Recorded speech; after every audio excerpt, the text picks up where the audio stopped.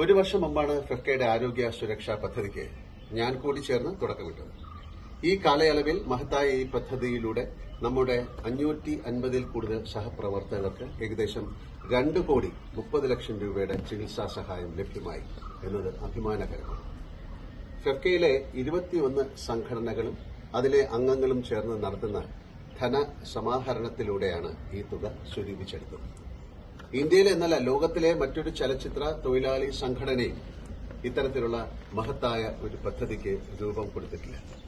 എനിക്ക് ഫെഫ്കയിലെ എന്റെ പ്രിയപ്പെട്ട സഹോദരങ്ങളോട് പറയാനുള്ളത് ഇതാണ്: നിങ്ങളും കുടുംബാംഗങ്ങളും മാർച്ച് 25-ന് മുമ്പ് ആരോഗ്യ സുരക്ഷാ പദ്ധതിയുടെ 2ാം ഘട്ടത്തിൽ അംഗമാകുക. ഓർക്കുക, നിങ്ങൾ ഈ പദ്ധതിയിലൂടെ ഭാഗമാകുന്നത് നിങ്ങൾക്ക് വേണ്ടി മാത്രമല്ല, നിങ്ങളുടെ സഹപ്രവർത്തകർക്ക് കൂടി വേണ്ടിയാണ്. ആരോഗ്യമാണ് ഏറ്റവും വലിയ ധനം. എല്ലാവർക്കും നന്മ വരട്ടെ.